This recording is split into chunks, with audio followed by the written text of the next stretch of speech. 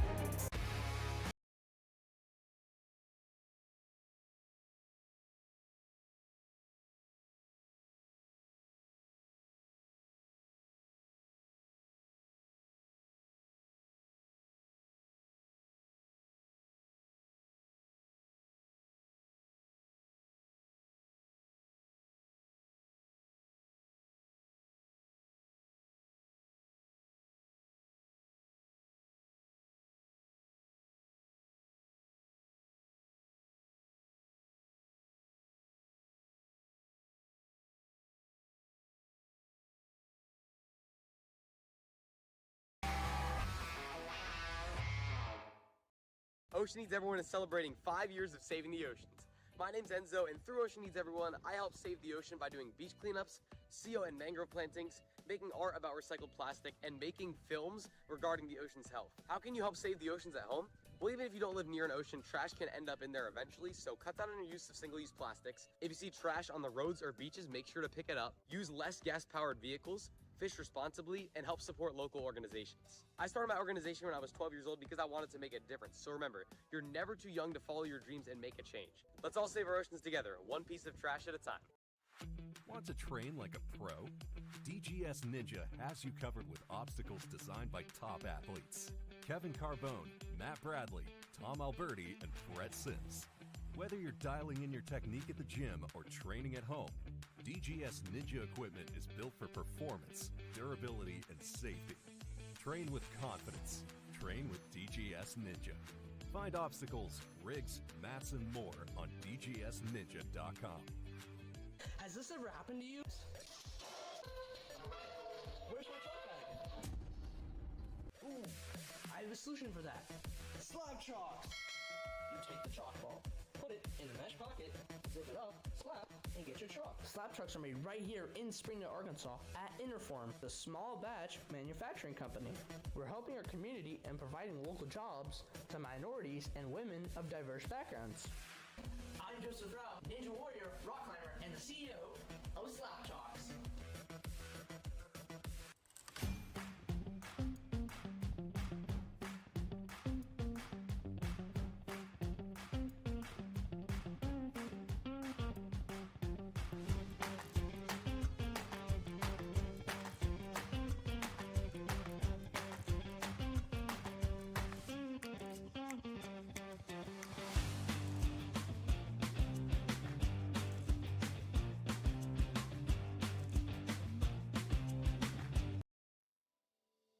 Here at Stage 4 Designs, we are all about innovation and athlete safety. We've been doing this since 2015, designing the most innovative obstacles in the sport, and now with our partnership with the World Ninja League, we are very excited to bring some of our best designs to the highest level athletes in the world. For our process, it all kind of starts right here in our digital design. There's a much more deliberate process now in what we do, with our goal being the utmost in athlete safety. So we put everything into our digital design first, make sure it's all going to work, then we procure the parts. We learned the process and refined it to what we feel are some of the highest quality urethane products you're going to find in the Ninja space, and that all happens here at our custom built workbench. A lot goes into our urethane, and we we are very proud of the work that we do there. Everything that we build here at Stage 4 is all custom made in-house. It's not like we have a stock of a bunch of stuff. So when you do place an order with us, that order comes through and we basically build everything from scratch. Paint department is scalable. We basically hand paint most things, but some things that require a little bit more spray or bigger, we're capable of that as well. These athletes put these obstacles through some of the most rigorous circumstances that you can think of, and we want to try to plan for every contingency. We never want an obstacle to break on anybody. We always want our stuff to feel solid and not move around a whole lot, so that the athletes can trust their skills to throw the biggest moves that they possibly can on anything that we put out there. Our CNC machine handles all of most of our flat goods. It's the workhorse around here. It actually does a lot of the heavy lifting in terms of cutting things out. We don't do any of our flat goods by hand. We make sure that everything is exactly the same and replicable, so that, you know, if you're doing courses or you have athletes that are going either head to head or the same obstacle that you're going to find at one Ninja gym is going to feel exactly the same if you go to another Ninja gym or your home for that matter, so that there's consistency with all of our product.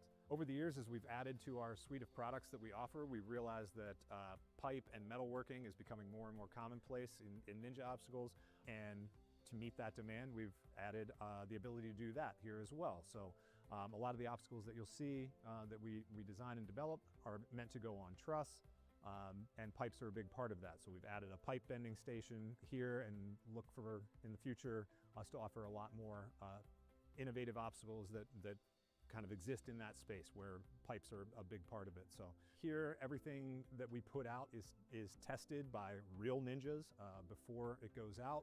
We want to make sure that our obstacles can stand all sorts of unforeseen circumstances. We know that Ninja athletes move in ways that are innovative and new, and we want to try to account for as many of those as we can and make sure that those obstacles hold up. So we test everything. Over the last 10 years, Stage 4 Designs has been committed to developing the most innovative obstacles that you're going to find, but also the safest and most reliable obstacles. Our motto here is elevating obstacles. We do feel that on this platform, we can take something that's both fun and creative, but also elevate it to an industry that deserves to stand on its own.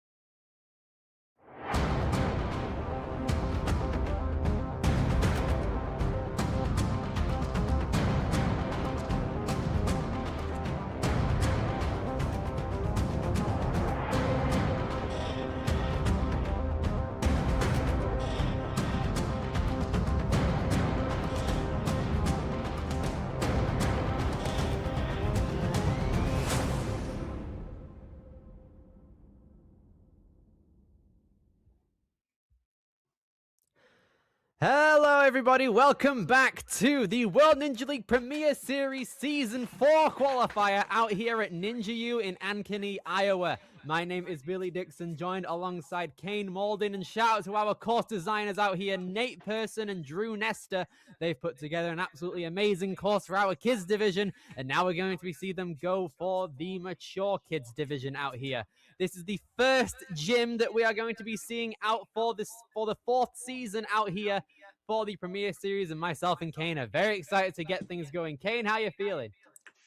It feels so great to be here in the commentaries booth, watching all these runs play out. This is the second division of the season, and we've already seen 3 competitors punch their tickets to the Premier Series finals. Here we are going to be getting a more conventional 8 between our mature kids males and mature kids females. So why don't we lay out the ground rules and tell everyone how this is going to work?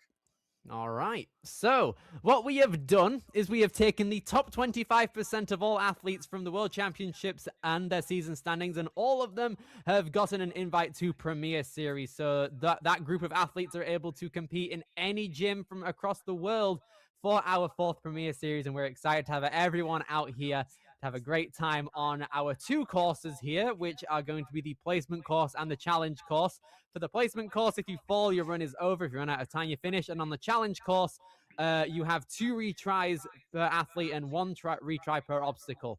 And the placement course's purpose is to set out the run order for the challenge course right there. And everybody in the challenge course has their result determined by it. And the top 4 athletes in every division have a pass to the Premier Series finals for Season 4 on November 20th, 21st, and 22nd at Ascend Obstacle Training in Marlborough, Massachusetts. And it's going to be an insane finals. We've had insane finals throughout every year at Ferox, Slyforce, and Motus. And having it at Ascend now is absolutely insane. So, Kane, we're having a look at the run order here. We've got 13 athletes in total. You have seen a couple of the females before in past comps. Let's have a chat about them.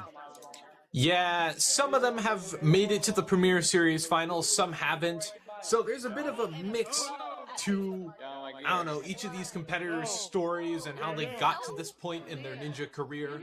For example, Gianna competed in the mature kids division last year, but didn't quite make it into the top 4. So as the first one up, can she make good on her second attempt here at Ninja U and make it to the Premier Series finals? I mean, it's going to be up to, I don't want to say the luck of the draw, but has she done her homework? Has she trained her hardest to make sure that her next opportunity is the one where she can seize the moment?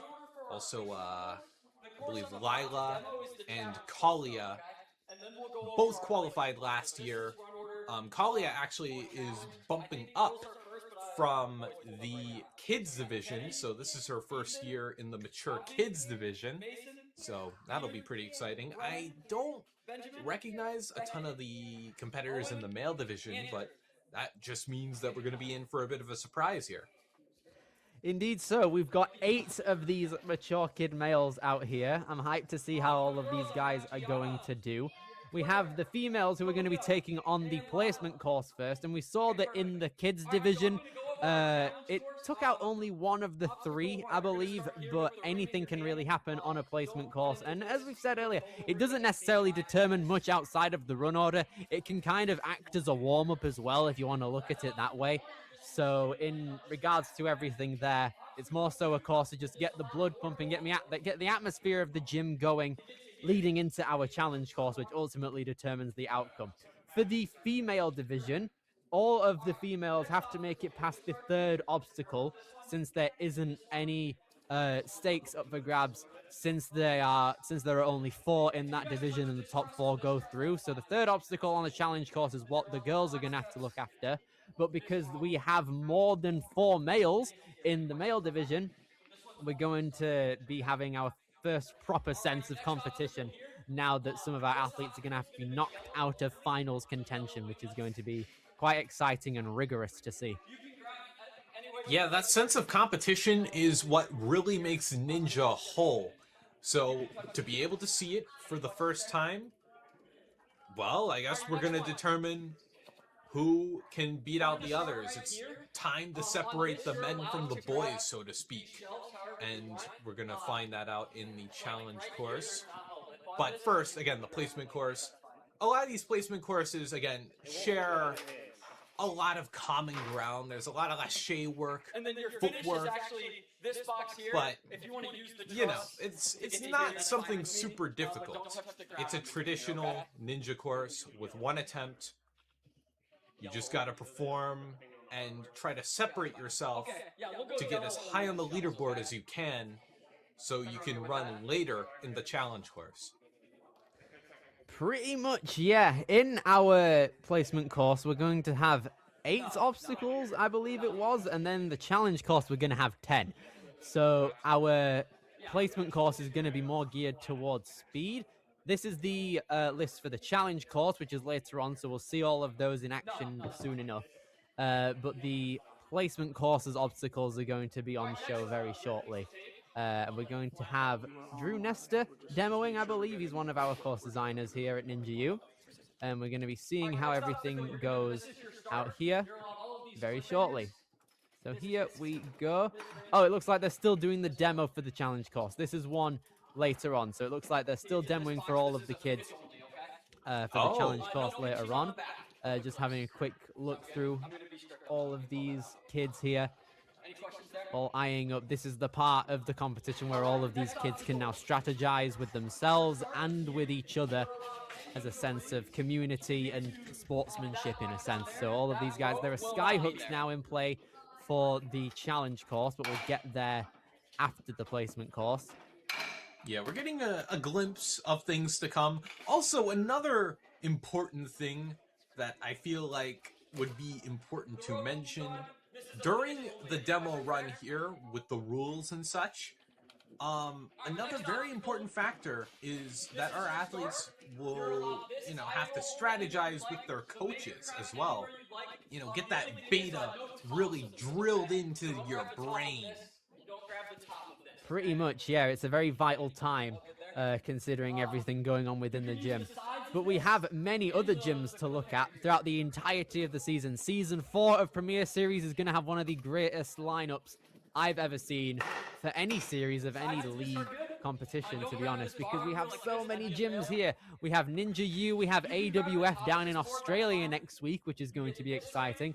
Motus Ninjas in Missouri, Next Level Ninja in New Jersey, Austin Ninjas in Texas, Carolina Ninja Academy in North Carolina, Vitality in Massachusetts, True Function Ninja Training Ground in the UK, Life Force Ninja in Washington, Dexterity Depot in Pennsylvania, District 44 in France, Albany Ninja Lab in New York, Fitset Ninja in Canada, M-Lab Ohio in Ohio, of course, and then Ascend Obstacle Training down in Marlborough, Massachusetts, which is going to be insane. Ascend Marlborough, our finals location, is a newer location as well. It was recently built, I think it was a year ago where they officially opened. So now that's 2 Ascend chains in a sense in Massachusetts, which is great to see. But because Ascend, this is the first year actually that I've just realized. This is the first year where there hasn't been a qualifier at the finals location. Every year before this we've had one. But but Ascend Obstacle Training is our finals location. But we have Vitality on August 29th and 30th, which is also in Massachusetts. So I think the sense of community between Vitality and the kids that train at both of the Ascends will be massive. So I think the turnout at Vitality is the one I'm most excited for, considering we're going to have so many kids from the Northeast, which is one of the greatest regions to be in for Ninja, going at it. So that's making me even more excited for Vitality and Ascend as a whole, because we're going to get the best of the best from the Northeast in finals, especially because as well we have Next Level in New Jersey, we have Dexterity Depot in Pennsylvania, Albany in New York as well. So there are so many places where you can go to a Northeast gym and try and qualify for Premier Series finals. So it's huge there. Yeah, the New England and Northeast regions are absolutely packed with competitors. I do believe those two make up the bulk of the competitors that you will see here in Premier Series. So it makes sense. There's a lot of qualifiers there. I believe Motus as well in Missouri, I want to say, is in the New England region. So, you know, it's From here, you're allowed the slot only here. pretty packed. For girls, this is going to be a track. It is very packed, considering we also have the same international locations in True Function and Fitset. Fitset was the Canadian one last year. True Function has been here since the beginning. Same goes for Motus and Life Force. They have been here from the beginning. But AWF is new to Premier Series. We've had a different Australian gym each year. And then last year we introduced France, where we had Warrior Adventure Leon down there. And now we have District 44, which is a great one in France. There's like 3 top ninja gyms. District 44 is within that top 3 by a mile. And it's great to see that there. I'm trying to look here. Next Level Ninja has an insane team. Austin Ninjas was here for the first and second Premier Series. Last year, the Texas qualifier was at Rise, so now we're back at Austin Ninjas. That's all being taken place in one day as well, so we're putting everything jam-packed into a single day, which I'm going to find very exciting. Dexterity Depot was introduced last year. Carolina Ninja Academy is new. I think that substitutes for us having no Florida qualifier, so all the Florida people are going to have to probably go up to Carolina for that, which is exciting. Albany is going to... Yeah, literally a road trip. I remember last year, it was a jump twist, and Enzo Di Ferrari Wilson, one of our commentators, had to do like a 4-hour drive to get down there. So that's that sorted for Carolina Ninja Academy. There's going to be a lot of people there from all over like the southeast. True Function, I'm going to go to that. I'm very excited to go to that one. Life Force always has incredible courses. We know this.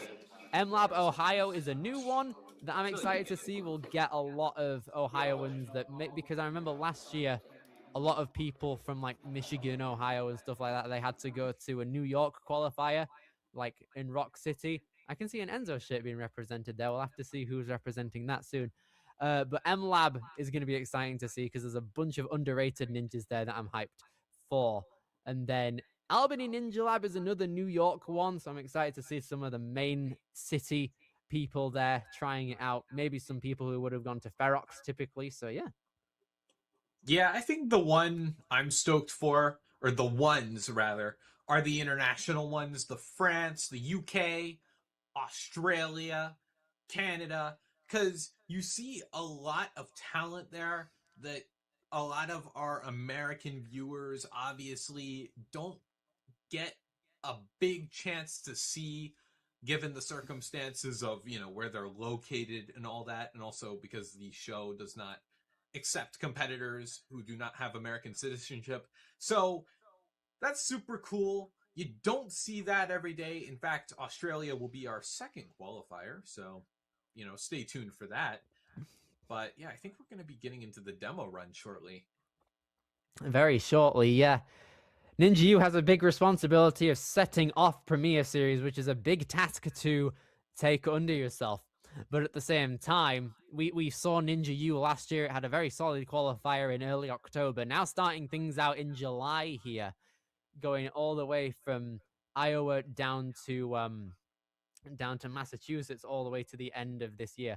I remember last year, the first qualifier was in Australia, and it was kind of a whiplash to go back and see people from Australia doing stuff at Motus, which was the finals location last year, because we hadn't seen it in so long. We'll get a similar kind of experience when we see people from Australia again this year and in Ninja U. Yeah, that's true. You know, July all the way to November, if you really think about it, we have quite a few months set out for us. Indeed, we do. Looking back at our competitor list here, we've got 13 amazing athletes throughout both of the divisions here. All of them being represented from the US, of course. I was talking about this in the kids division. Because Iowa and like more of the Midlands of the US are more separated gym-wise and state-wise, we're going to be seeing a lot of people from like Nebraska, people from Iowa, of course. We've got people from Illinois out here. We have people from Arkansas, I think that is, and Arizona. So we have a lot of people. There's also no Colorado qualifier, so this could also count for a lot of people in that regard too. Yeah, that's true. And a few of these guys I do recognize, but for most of these competitors, especially the entire mature kids male division, I'm going to be, I guess, in for a surprise. Teddy might ring a bell, but other than that, I'm coming along with the ride, or coming along for the ride, sorry. Indeed, we are. It's going to be an exciting time when we get going with this placement course. I think the kids are just going to be finishing out their course walkthrough at the moment. But in regards to everything here, it's going to be a very, very fun time. Do we want to have a look at the schedule for the rest of this weekend as well? Because we've got more Ninja action to come throughout all of this. So we're at the mature kids right now. The preteens are going to be going on at 3:30 Eastern Standard Time. Myself and Joe Moravsky are going to be on the mic for that. Teens are going to start at 9 a.m. tomorrow Eastern. Amateurs are going to start at 11:30 tomorrow Eastern Time. And then the elite division will start at 2 p.m. there as well tomorrow. It's going to be a hype weekend to start everything out for the Premier Series in Season 4. I'm ready. Yeah, and I hope these mature kids are ready because, challenge course, placement course in the forecast, hopefully. Oh, forecast. Fittingly enough, because we're going to be seeing Joe Moravsky next division. Oh, yeah, that didn't click, did it? That was a pretty nice one, actually, yeah.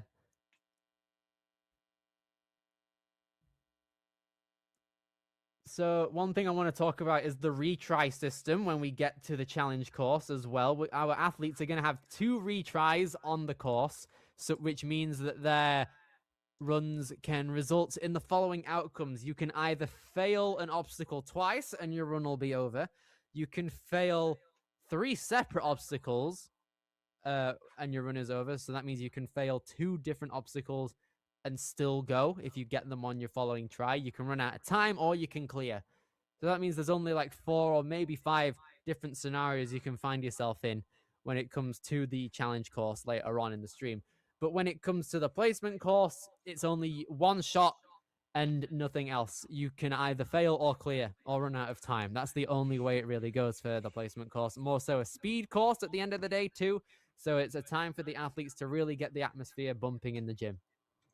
Yeah, I feel like the course format or rules are kind of tailored to what each of the 2 courses kind of challenge in our athletes, fittingly enough. The placement course is way more snappy and speedy, so it makes sense that it's 1 shot, make it count, that type of deal. But the challenge course, that's really interesting because it's something that tests really alien moves for our athletes a lot of the time, and some obstacles that probably wouldn't work in the confines of a typical flow course, I feel like kind of thrive. Like, for example, take something like the bear trap or some crazy bar tech or the katanas. That doesn't work so great on a flow course per se, but if you have multiple tries, then, it gives you more of a window of opportunity to bridge the gap and beat the obstacle. Pretty much, yeah. I mean, I'm thinking, because we've already seen one of the obstacles in the challenge course when we cut away to it. It included skyhooks now, which was something we didn't see in the kids division. So we're going to be seeing a lot more progression when it comes to the divisions throughout the entirety of the weekends, and that's going to be a trend you new viewers are going to be seeing throughout the entirety of Premier Series as well. So I'm hyped to see how that's all going to go, because we start out with the kids. It's still obviously a very difficult course, but as we get to like the teens where they've had more experience, the amateurs that have 3 divisions mixed into it, and the elites who are obviously doing this, taking the comp a lot more seriously, that obviously comes with the price of more difficult courses along the way as well, which is something that's going to be quite the viewing pleasure later on in the weekend. Yeah, absolutely. I think that's just a mainstay, something that you can apply to a lot of World Ninja League competitions as a whole, is that as you go up the divisions, obviously it has to scale proportional to the competitor's height. Obviously, a kid will not be able to jump up to a bar that's 8 feet off the ground because they're just simply not tall enough. But also, for the elites who really want to be in that upper echelon, they are challenged with the toughest layout that our course designers here can throw at them. So yeah, it's a little interesting seeing the course grow and sort of evolve into its fullest form, culminating in the elite division. Pretty much, yeah. I mean, I want to have another look at our competitors here because they're from all over the place. We've got Gianna Funseth, who is going to be our first challenger on the placement course. 4'11", has competed 6 times throughout the regular season. And Ankeny, Iowa regular here. She's the second of 5 kids, and her youngest brother suffers from severe epilepsy. And she's interested in becoming a doctor. She likes to do sports, swimming, sports like swimming, skiing, and running. And I think a lot of our athletes are going to have the same type of athletic background. Maybe not all of these guys do just ninja, because it's less of an accessible sport to something like basketball or football or American football. So you guys would say soccer typically. It's more so a thing that has all of your skills to come together, with your lower body helping in other typical sports and your upper body being more tested here. Yeah, I mean, the multi-sport athletes, I almost feel like have a bit of an advantage when it comes to ninja, because when you are well-versed in something like soccer or, I don't know, American football or baseball, you know, something that really requires you to book it, run, that can really help, especially here on this placement course, that urges you to go as fast as you possibly can, to notch yourself as high as you can, but also on the great equalizer of ninja, balance. That's another important thing. Pretty much, yeah. So what we've just got word of is that there has been a rigging issue at the gym. So that's why we're taking a bit more time to talk to you about Ninja U and everything surrounding it. But after that rigging issue is finished, we're going to be heading over to the placement course demo, which will then transition into our mature kids running the course. So these are going to be our obstacles for the course out here. They're going to do the walkthrough now, so this is good timing for the obstacles to be on the screen. We have 8 of them, with the challenge course having 10, which we'll get to soon enough. And overall, it's going to be a very exciting time to see who of these mature kids is going to have the fastest time, because I think as soon as we've properly seen someone go full force at it, we'll get a scope of what the target would be amongst these kids. That's true, and I think especially for our mature kid males here, it is critical that they go their fastest. It's tough running first on the placement course as well, because if you do something really crazy, then you've laid out all the cards for the incoming athletes to emulate. So, you know, it's a little tricky, but it's all up to the luck of the draw, ultimately. That's what the run order really is, I want to say, for the placement course. Pretty much, yeah. We can see the end of the course is going to be that buzzer on top of the 8-foot warped wall right there. It's going to be exciting to see all of our kids hopefully get there, battling it out for the fastest time, because the faster you go on the placement course, the later you guys run on the challenge course. So a faster time is definitely more beneficial here. We're going to be seeing what our kids are going to be up against very shortly. Yeah, I mean, if memory serves correctly, with the placement course that our kids took on, I don't think it'll necessarily be any one obstacle that's going to be trouble. I think it's going to be our competitors battling amongst each other to edge out each other's times, basically. That's the name of the game that our 13 athletes will be playing. Essentially. So we have 8 obstacles here. We have the fast start to start things out. We have run for your life being the second obstacle. The tight corner, the beam, just the bars, the Kong, the spin board, which I think might be the toughest obstacle depending on how you look at it. And then the wall that is warped out here. So that's going to be the starting obstacle. Or the ending obstacle, sorry, which is the 8-foot warped wall at the top there. I'm not too sure if all of our kids have to just do like only the 8-foot wall or anything else, but we're going to be seeing it soon. I know we saw some of our kids use the 6-foot warped wall to kind of get a leg up onto the top and then, you know, throw themselves at the buzzer. I think all the walls are in play, I want to say, but obviously it does not make any strategical sense to go for a 12 or 14-foot warped wall. And you also have to climb the stairs if you go for a lower one. Yeah, true. So going just for the 8-footer is the best option in that regard, because maybe you could just, like, depending if your wingspan is more advantageous compared to the rest of the field, you could just, like, boost off of the wall using your feet and then just reach out for the buzzer and hit it. So there's a lot of ways to go about it in that regard. That's true. Or you could use the 6-footer. It all depends on whatever you want to do. That 8-foot warped wall isn't very, like, it doesn't have much of an overhang, if that makes sense. It's more like a quarter pipe. You can see the 14-footer, it kind of goes up and then out. The 8-foot warped wall doesn't really do that. It's just a ramp, basically. Yeah, essentially. There are different ways to go at it, but there will be different ways that all of our athletes will take on all of these different obstacles. You can see a couple of them now strategizing on the warped wall to see how they would probably go about it.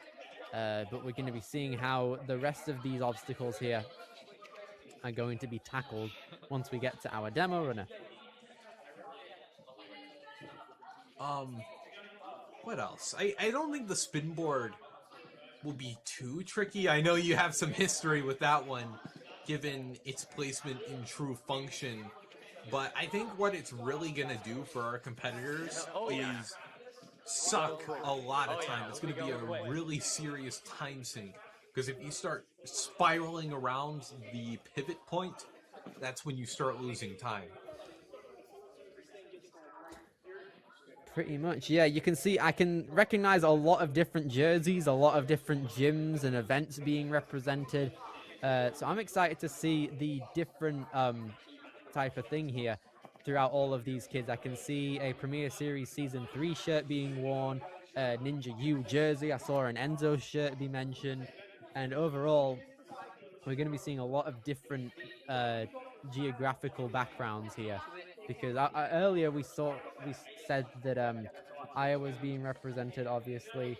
We've got Nebraska represented already, Illinois out here. We've also got more places in Iowa, Nebraska again. Tennessee is there too. So we've got a lot of different states being represented. This is one of the events where we have so many different states being shown off, purely because it's more out there. Iowa's at the top middle, basically, of America, so a lot of different places and gyms being surrounded, they're going to have their teams go out for it. So places like Colorado that typically would have a qualifier, they don't this year, so probably we might see a few more people from the Rockies and like the Hartford area do it more if they want more experience before they go to Motus, possibly. So there are a lot of different things to look at here. Yeah, and also a lot of opportunities given the amount of qualifiers in the area. So, I mean, if you're really determined to, you can go and compete in 3, 4, 5 competitions. Yeah, there's no limit to how many competitions you can compete in the Premier Series. I get emails all the time from WNL talking about all of the different competitions that are on show. I'm having a look at the course out here on the active camera, taking a look at everything. That's one of the obstacles, the corner right there, and it looks like we're going to be starting out with our demo runner out here, Drew Nestor, one of our course designers here.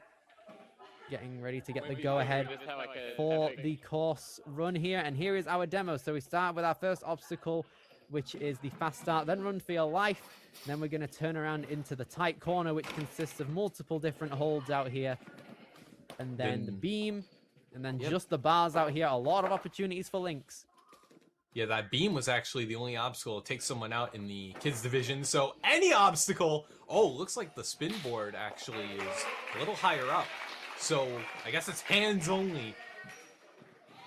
Yeah, basically. I'm not sure if anyone would really want to use their feet at that point unless they wanted a bit more stability on there. But regardless, they're not going to get much stability anyway if it's just a free spinning 360 board in a way.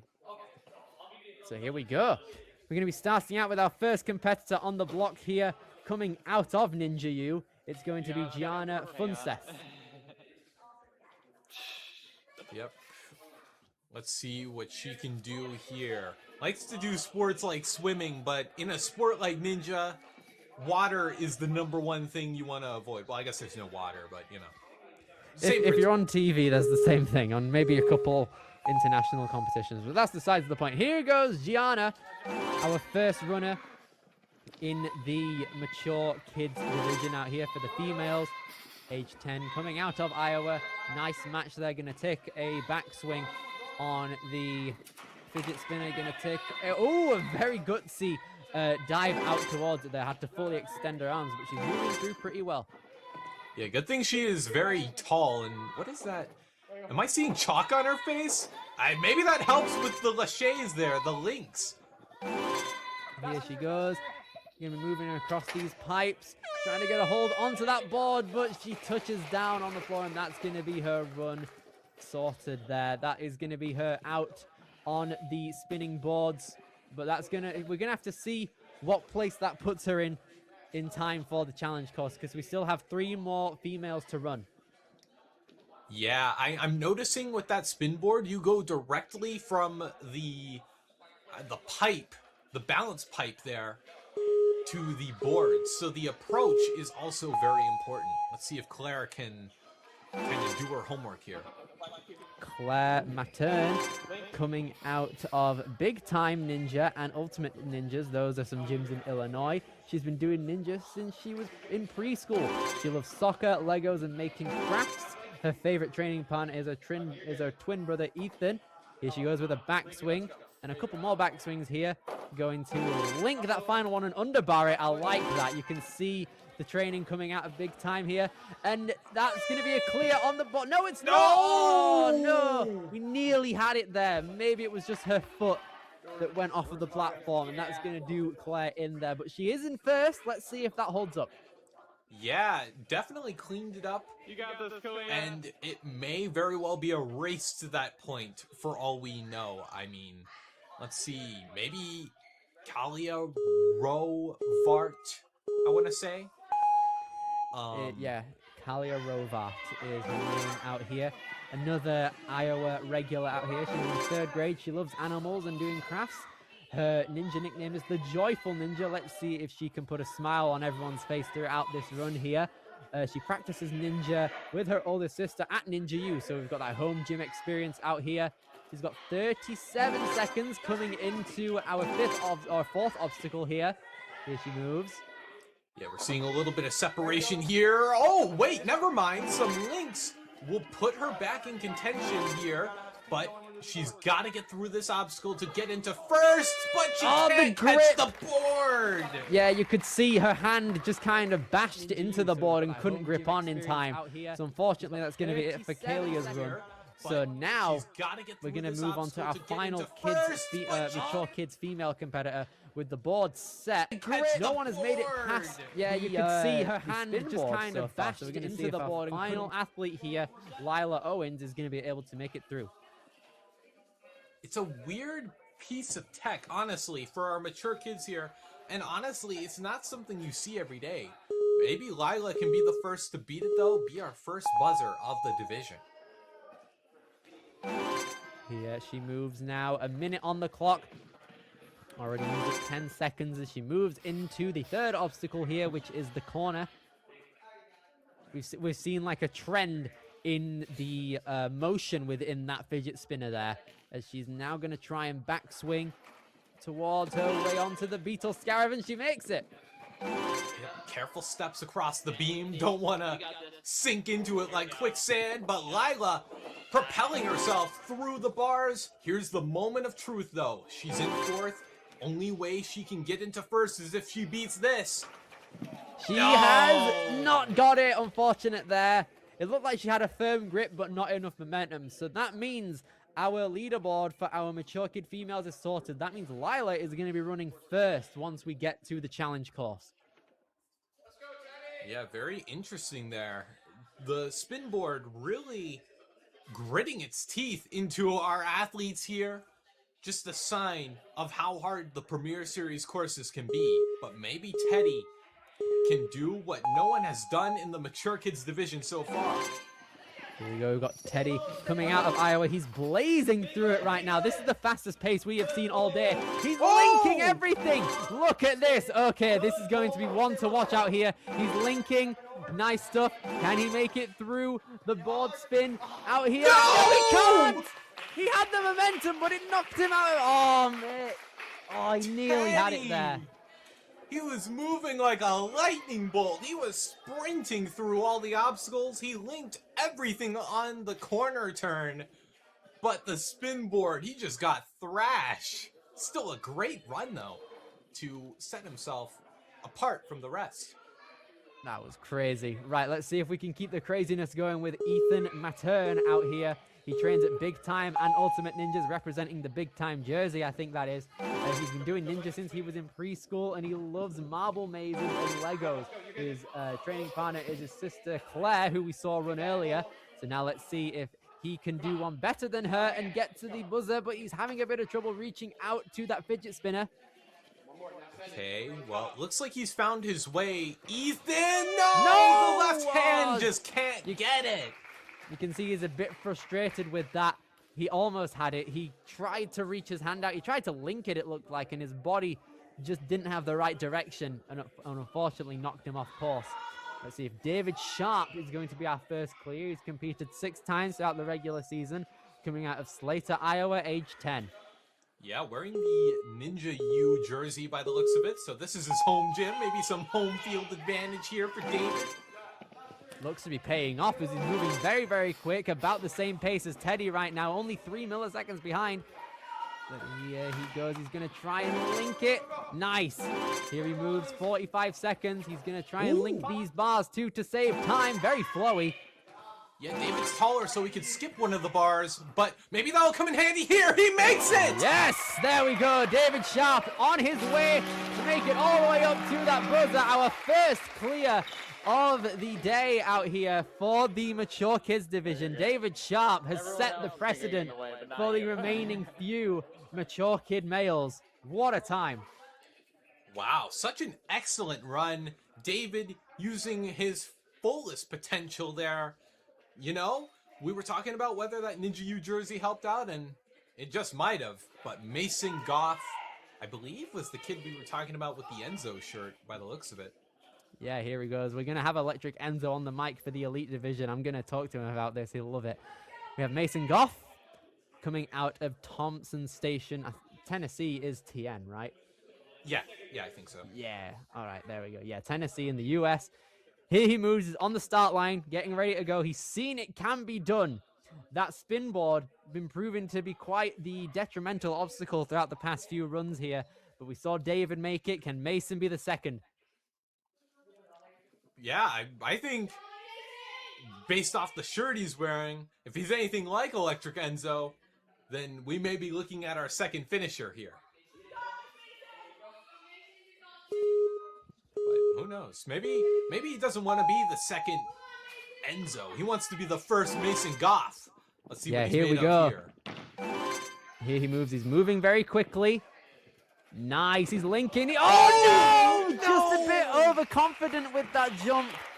Oh, and it cost him. That was almost there. You could see his hand got on the beetle. He was very, very close to getting it. But at the same time, he just couldn't get that second one on. And that security just wasn't there to make him hold on. You know what? I admire that he went for broke at least. You know, the link on that obstacle is so precarious because when you go for that move into the final beetle, it can be so tricky to keep yourself straight. But Peter Mule Bauer is up next, up to the races. Here he goes. He's representing a Motus shirt. We might see him in 2 weeks, possibly, for the Motus qualifier. But here he is at Ninja U. No, he's not! Just like Mason. Kane, maybe we overlooked this one. Maybe this third obstacle here, the tight corner, is really starting to be the obstacle to do people in. We saw it with the spin board in the last division, but now it's really taking its toll here, the tight corner is. But now we have 4 more people left to go for the placement course, the first of which being Brennan Bull, coming out of Texas. Ooh, interesting. Yeah, we're seeing a lot of different sort of states that our competitors have been coming out to this one gym to compete for. It is more isolated, so a couple of these guys have had to make a bigger trip out, but Texas already has a qualifier, which is at Austin, so we might see Brennan back there. But here he is at Iowa trying to cement his qualifying spot early. He's got 45 seconds as he moves on to the Beetle. He's flowing through, making himself into 3rd place here, going for that buzzer. Yeah, Brennan, one of our taller athletes that should come in handy here. And with ease, he's around the board. Here he goes, and he gets to the top of the warped wall. Almost a full second behind David there, so that's our 2nd finisher on the board now. Very happy there for Brennan. Going to be one of our final athletes taking on the challenge course in due time.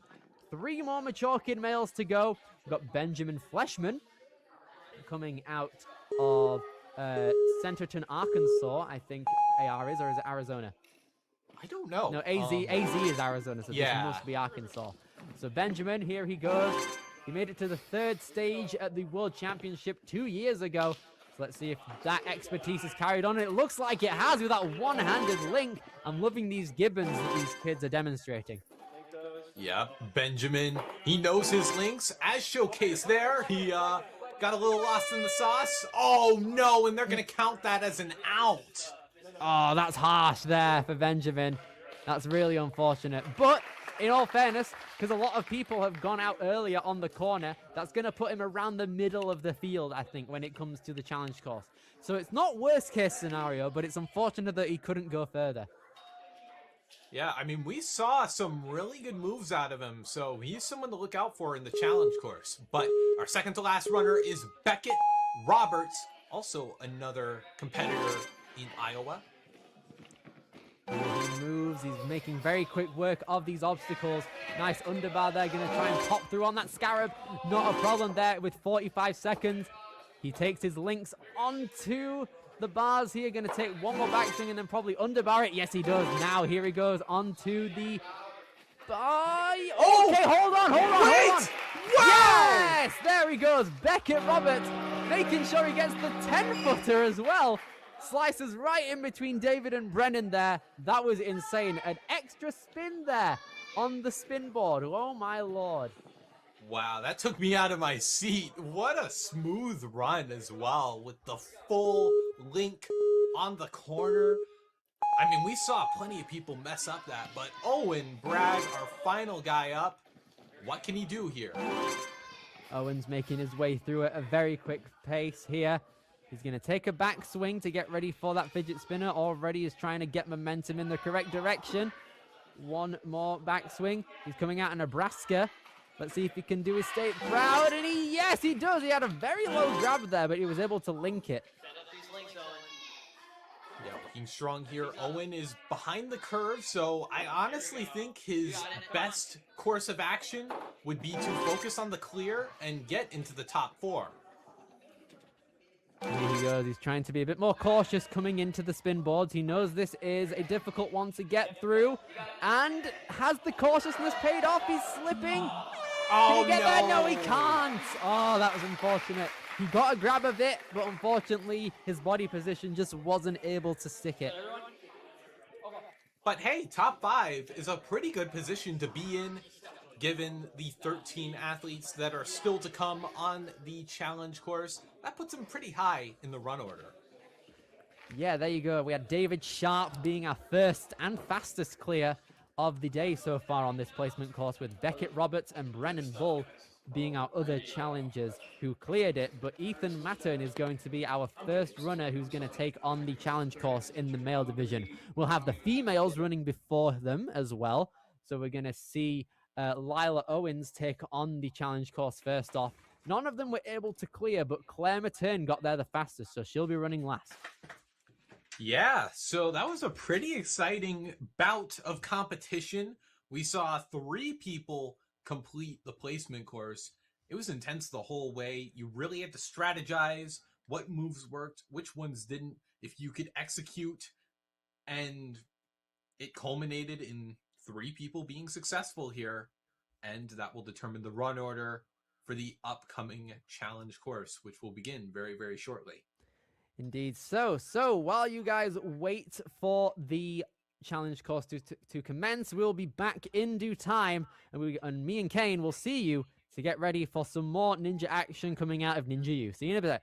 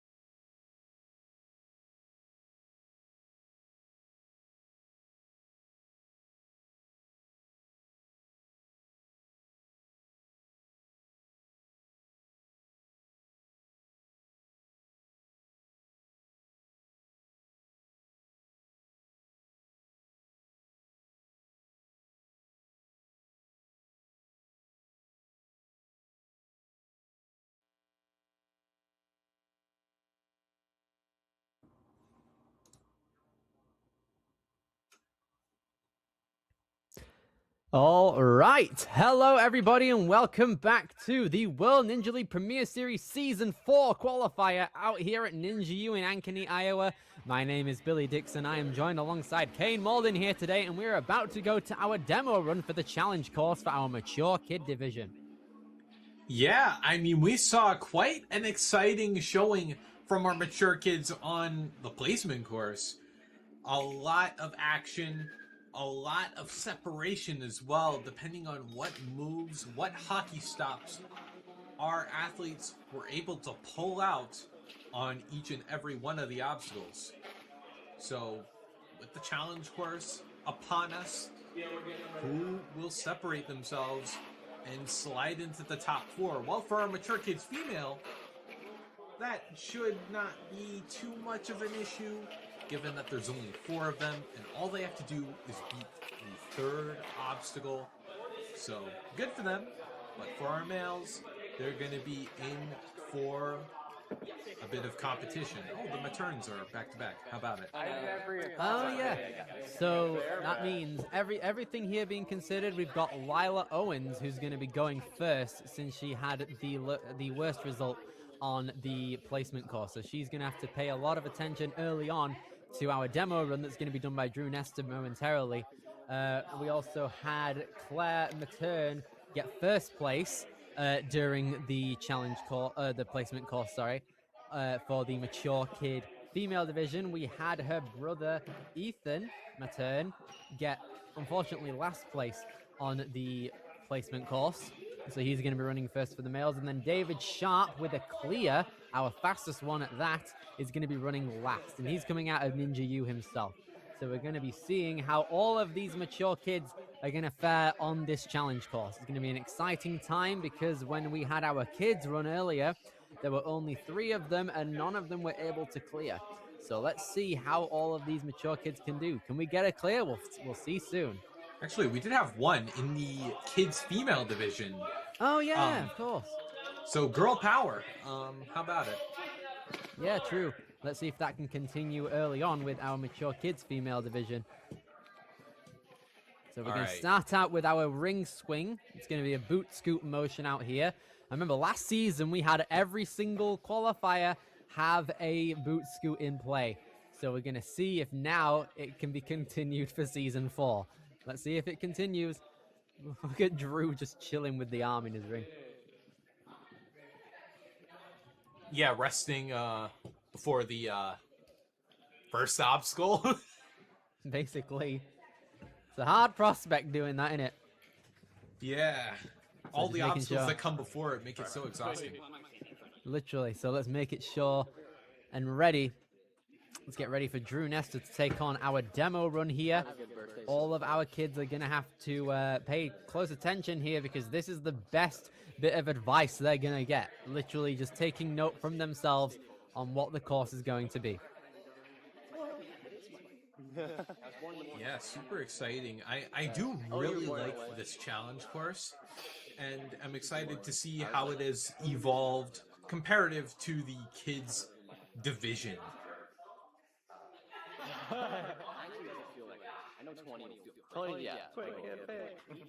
It's taking a bit of time to get ready for our demo. They saw the placement course go underway very nicely. So now we're going to see how the challenge course can be up to snuff. So here he goes, running along through onto that mat. It's on a bit of an angle now, so our mature kids are going to have to get their senses of direction very good. Next up is going to be the little turnaround, which is the don't trip obstacle. The speed bump is going to be next, and now we're on Wingnut Alley. Cleared that. The trapezoids are going to be next up. Ooh, I believe that's a reverse grab, yeah. Yeah, interesting. And then the Cliff Casino here should be trouble. I believe all of our kids did get through it, but 2 of them peeled out and just made it by the skin of their teeth. And we have some good old sky hooks. Doing very well here is our boy Drew. Now we're going to be moving into 9 lives here, which is more so a grip gauntlet. Moving up. Oh. Ooh, okay, so we're going to have to use some vertical grip here. Oh, I get it now because it's a cat grab. Oh, I get it. That's why it's called 9 lives. That makes sense now. Now we're moving into the pool party, where our competitors are going to have to swing over a pool noodle and get onto that mat. That pool noodle is out of play, so if you hit it, you will have to take one of your retries, or you'll be out, depending on if you've used one already. And then next up is going to be our final obstacle out here. Oh, wow. Okay, that is very, very harsh there. Our final obstacle, ring around the bogey. Makes a lot of sense now. Now we've got some sky hooks, so we've got to have a one-handed save on that trapeze with some more sky hook trickery here to get a centered dismount onto the platform to end your run. That is leagues harder than the kids' course, and that means that our mature kids are really going to have to dial it in and show off their skills. Oh my goodness. This is the mature kids course, right? Yeah. Sure doesn't feel that way. Oh, hello. So we're going to have a bunch of our kids who weren't able to get as far on the placement course go right now. Lila Owens being the first out of all of them. Hopefully, these kids who were not able to get to the end of this course are able to show off more of their skills now on the challenge course with the retries in play and overall more obstacles to show off their individual skills at. So we're going to be seeing maybe some of the people, maybe in the mature kids male division, because all of the mature kids in the female division were able to get to the exact same point, basically, right before the spin board. But some of the mature kid males took a tumble on the corner obstacle, so now they are able to take their grasp and get possibly a better result now that there are more obstacles to take on. But we're taking on Lila Owens first off. Going to take start on this course here. And it's time for that boot scoot. Here she goes. And she's not able to get it on the first try. Okay, this is dire, because if it's the first obstacle, she's going to have to take a retry. This is a very, very dangerous situation to be in right here. Because if she's not able to get past obstacle 3, then she won't be able to get into the Premier Series finals. Hopefully she knows how to make this work now. A big jump, and she's got it. Nice. Okay, that's one retry already used, and she's going to try and make up some time now. Okay, disaster averted for Lila. That's good, and she has qualified. So the rest of this is just icing on the cake. Wingnut Way, the first in her path. Here we go. She's going to take the jump out to those handles there, and now move on to that second wingnut, kind of twisting her wrist to get the proper grab there.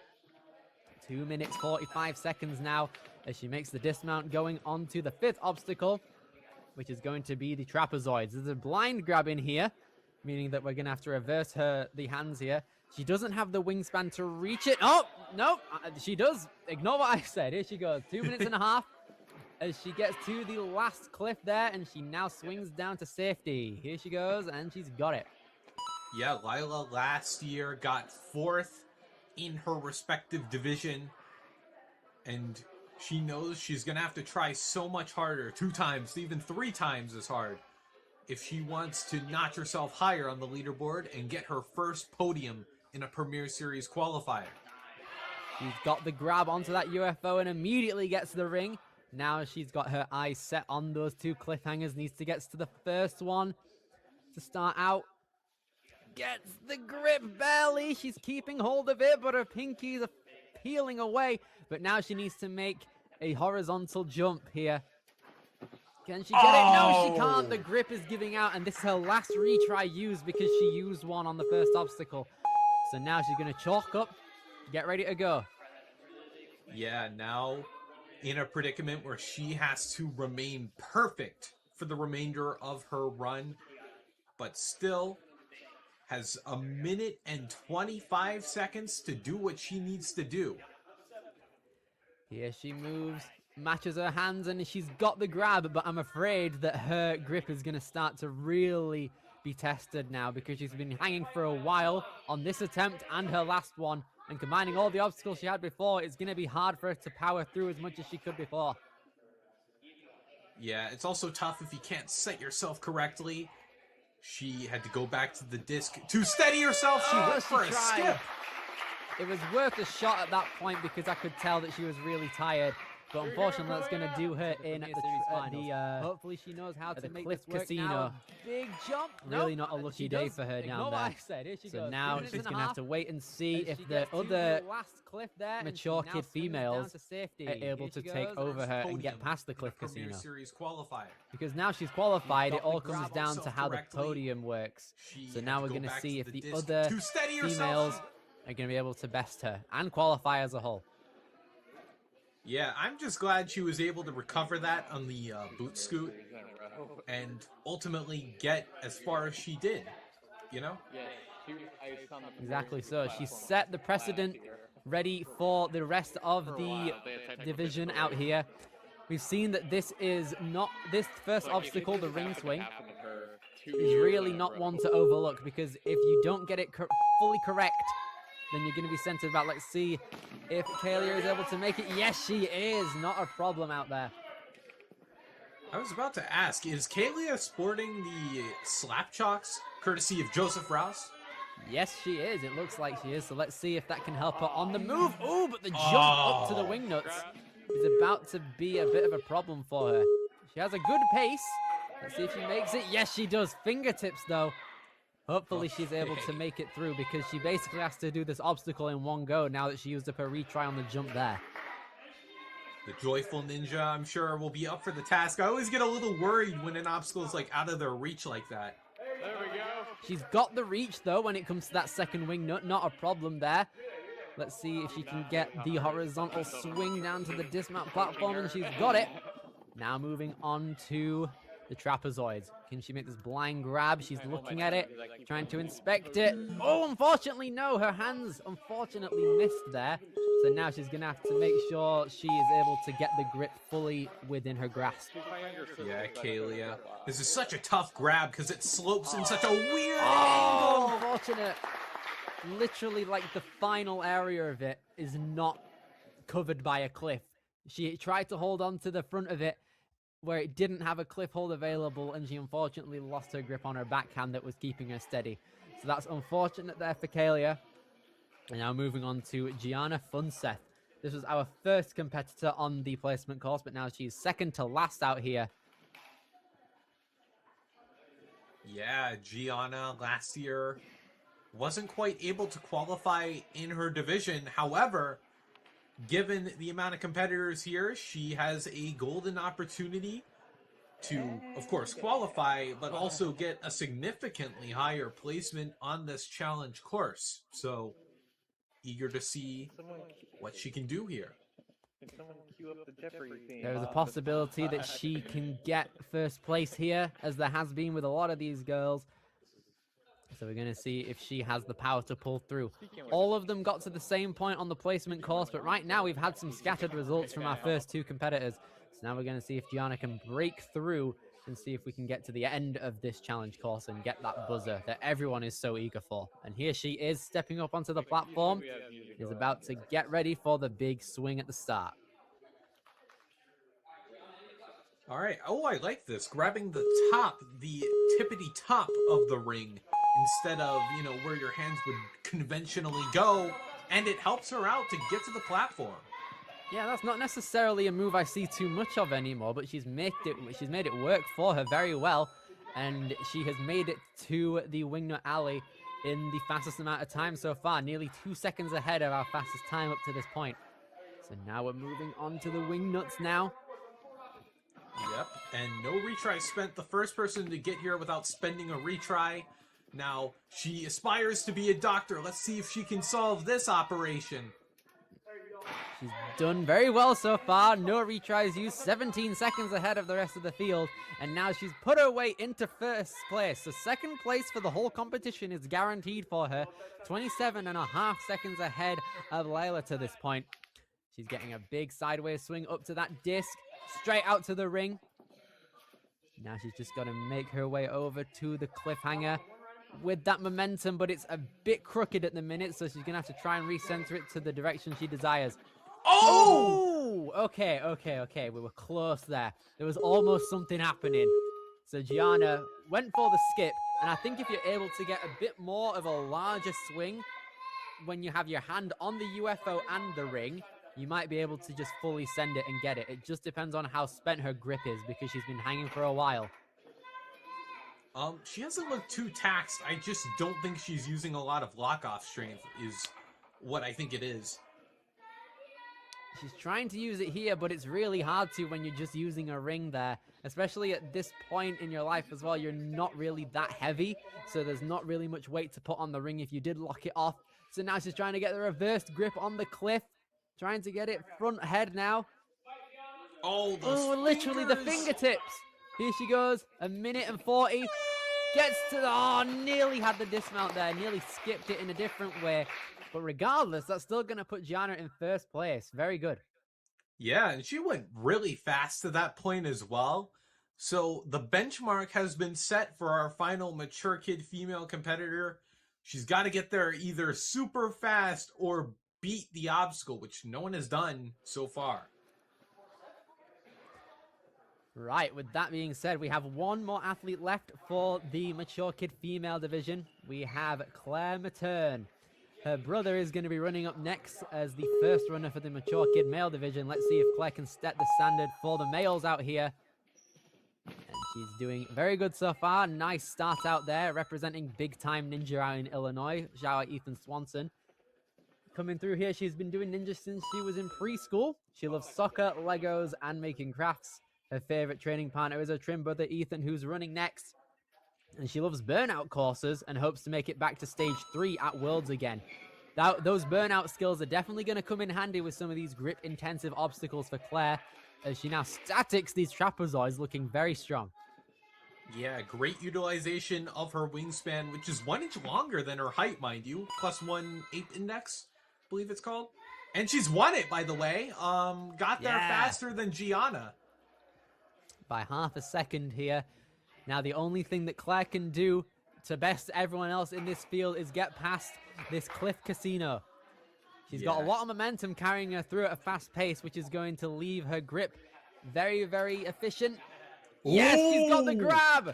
Our first person in the mature kids division to get it, and now Claire is now moving on to the skyhooks.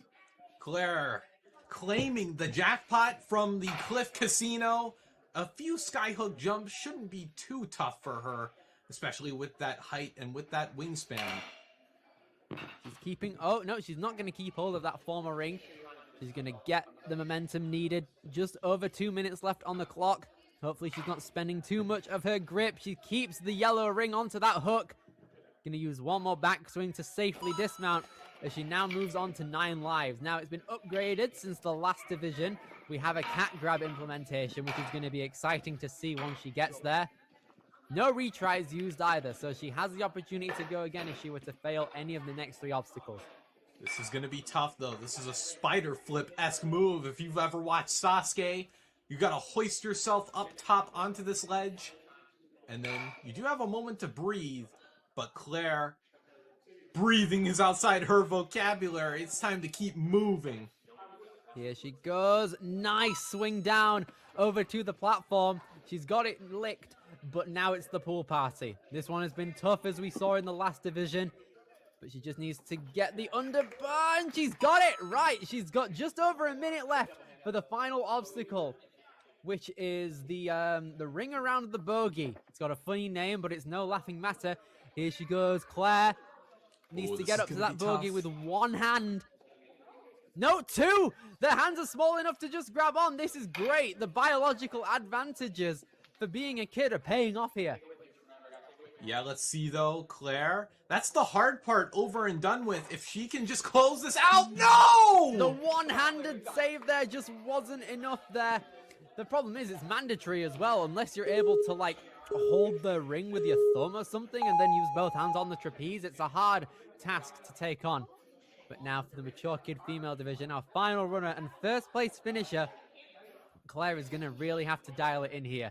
She can do the hard part, but can she do it 2 times in a row and clear the rest of the obstacle with time ticking? She's going to try her best to do so, Kane. Okay, well, we just saw this is the move that took her out. Come on! And the hands just can't hold! Unfortunate there. Really, really close to making it. Getting a couple more pointers from her coach there, but unfortunately that's going to be it for the end of her run. But what a battle that was. really did a good job there of sustaining her strength throughout the whole course to get through the bogey move twice. Incredible stuff from our top performer in the mature kid female division. Yeah, what an excellent run. Really pushed the standard for our mature kids. A little bit of a beta break as well on that final obstacle. Just, she looked so composed that whole run. That was a brilliant swing on the pool party as well. But on the bogey there, she got past it twice, but the one-handed grip just wasn't enough there. All right, with that said and done, our podium is Claire, Gianna, and Lila. Well done to all of you, and Kalia as well. So that was great to see. All four of them are moving on to the Premier Series finals in November at Ascend. But now we turn the attention to the lads here for the mature kid male division. We've got Ethan Matern, who's going to be running first. It looks like there's going to be a course difference. Perhaps. So I think I heard we're going to get another demo. Okay, we're going to get a demo on the individual obstacle. So it's going to be 2 cliffs and now a T-ledge instead of a ring. That's a bit more difficult now. Yeah, that's putting it lightly. The ring was honestly a bit of salvation on this obstacle that primarily challenged grip strength and fingertip strength. But now that that's a T-ledge, there will be no places to feel comfortable. I guess if it were easy, everyone would be doing it, right? Pretty much, yeah. That T-ledge is really going to tax your strength in your fingers a little bit more than what a ring would, because you aren't really able to dig your fingers into it as much as you would a ring. So now our mature kid males are going to really have to conserve their grip strength throughout the course. Hopefully all their training they've put in throughout their seasons have been paying off. And we're going to have our first athlete, Ethan, coming through very shortly. He's 4'10" in both height and wingspan. He's been doing Ninja since 2019, since before the pandemic. That's a long time now that I put it into retrospect. Coming out of Illinois, he trains at Big Time and Ultimate Ninjas there. He's age 10. He's competed in 9 competitions before this within the season. So now he's able to move on through this course with a lot of experience compared to a couple others possibly. Yeah, and Ethan did just see his sister nearly complete the course. Would be very poetic if Ethan, as our first run-up, could do what his sister could not. You can see him taking hold of this ring, getting ready to go, using like the steering wheel method. And he has got it. He was very close to being too short for it, but he's got it. Ethan is now going to make his way quickly and steadily throughout the rest of this course as he now comes up to the... Oh, no, he's not. I had a bit of a... Oh, it's hit. Okay, yeah, it was the box. So now, hopefully he's not too rattled by that. He has only one attempt at this obstacle logistically now. So now on Wingnut Way, he's going to try his best to move on. Nice, he's going to static it, use only one side. This is a very flowy method to getting through these wingnuts here. He's doing a very good job at it, but now he has a smaller dismount platform. No, he hasn't. Yeah, okay, there we go. It's only the mat. Yeah, now Ethan able to just reach out for that reverse grab there. Ethan easily through. We knew that wasn't going to be a problem for him, but the Cliff Casino bears no mercy to our athletes. This is the upgraded version as well with that T-ledge here. Hopefully his grip isn't that too taxed. He's dead hanging, but that might be just to conserve strength, because if you're locking off too much, then you're just using up more strength quickly. So now he just needs to find a way to reach out to that T-ledge. It's quite far away. He needs to use all of that 4'10" wingspan. Okay, this is going to be tough. He's going to grab the sides to regain more control, because he's sort of in that weird spiral that's really not easily controllable. Oh. He tried to lâcher to it, but that's going to be his final extra retry used. But now he's going to try his best to get it. He has no other attempts at this besides this one. Let's see if Ethan, our big-time representative, is able to get through. All right. Well, these first few moves, he already beat it, but... Oh, he nearly had it. He touched the teal edge, but it just seemed like his other hand wasn't able to grab on. Very well done there to Ethan. Really showing how difficult that obstacle is, because he was moving very, very well throughout the entirety of that course, but he just didn't have enough of a wingspan to get up there. So my thinking is the best way to go about it might be just to link from the UFO to the teal edge, or maybe just skipping it entirely if you're able to just swing over to the cliff and nothing else. That does sound rather easy to say, but pretty difficult to do, you know, because think about how tiny these ledges are in the grand scheme of things. I don't know. Mason Goff up next is one of our ladder runners, but fell on the corner. So looking for a bit of redemption here. And he's moving super quick. He's representing the Electric Enzo shirt, one of the fans of the YouTuber will have later on commentary throughout this weekend. But he's doing very well right now. Definitely a lot of essence throughout Enzo, I can see in this youngin here. Coming out of Thompson Station, Tennessee out here. Mason getting that static on the blind grab and links that extra trapezoid. But now he's got a very good lead on Ethan, 20 seconds ahead of him. So let's see if he's now able to get through. He has to make a big grab over to that disc, and he's got it! Yes, that's the tech we needed! Moving from the right instead of the left. Now he just needs to get the cliff jump, and he dismounts. Fine, brilliant. Yeah, a little underbar tech on the cliff. Super solid. Mason, it's so impressive to see. He's looking so powerful in the early half of this challenge course, and he shows no signs of slowing down. But this is where it really gets tough. Moving into that special delivery, and now the bull hold. Needs to try and use his vertical grip to get up onto that board. It is tilting a bit. Hopefully he's not going to slip. He's using all the grip strength he has.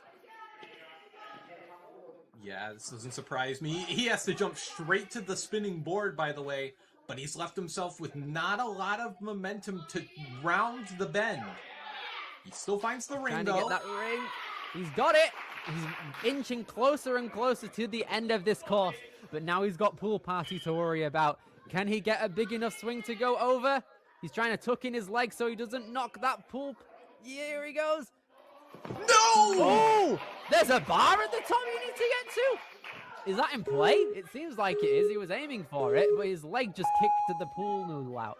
So now he's going to have to try this technique again. Let's see if it works. He's getting a very big front swing. Oh! He's got it! Are they gonna get... Wait, no, don't dislodge it! Mason! Okay, that scared me. Wait, he's fine. Okay, it is in play. You can touch it. It's fine, but it just completely threw him off there, and he nearly missed it, but he's got it. So Mason now has gotten onto the bogey. The final obstacle now. He's got 65 seconds left. He's got to go see if he can keep going. Oh, wait, he's got to go to a that delivery. It's a delivery now, not a bar. Okay, this is infinitely more interesting. Here he goes. Mason gonna get a bit more chalk, getting ready to go. Gonna rub some liquid chalk on, trying to dry it off as quickly as he can. Come on, Mason. The whole gym's behind you. He's had such a solid run so far. But he's got to go the extra UFO mile. swing. On the bogey, on the ring there. Needs to get his momentum fine. Oh, come on, Mason. Find that special delivery. The hands just can't hold. One hand is cruel for that. Is it even possible? Is this too hard for the kids? I hope it isn't, because I really want to see it be done, but I'm thinking of other ways you might be able to try and do it. Do you just fully send it without a ring, get both of your hands into the delivery, and skip whatever hook you need? I don't know. I feel like any big beta breaks like that are going to be so ridiculous, especially that close to the end of the course. But still, that's not to admonish Mason's effort here. He did so incredible, went so much further than, than I was expecting, given the circumstances of how tough this course that has been laid out for our mature kids is. This is going to be a really, really hard one to try and achieve for all of our guys here. Now we have Peter Muehlbauer coming out here, height of 4'9", a wingspan of 5 feet. So that could be a bit more advantageous when it comes to the Cliff Casino later on in the course. He's 75 pounds, started Ninja in 2022, competed 12 times throughout this season alone. Here he goes. Coming out of Shawnee, Kansas, I think KS is. Yes, I think so. All right, mint. Anyhow, Peter, the Wingnuts, easy does it. Peter is through, though we had no doubt about that. Of course, these first few obstacles, I don't think they're super tricky per se, but that one is. Ooh, Peter. You jinxed it there, I tell you. No, now then, he's going to try his best to get this on his retry. Representing Motus. He tried to do 2 hands there on that blind grab. Doing 1 hand there is a bit wiser. Here he goes. Yeah, I was about to say, definitely needs to use some of that arm length, the static where necessary. Now then, here is where that 5-foot wingspan is able to help him. Gonna get a big jump. Coming up to the... Okay, that was really close. He nearly had it. Now he's gonna try and even out the disc. He's got 2 minutes and 20 seconds left. If he fails this, then both of his retries are gonna be used up.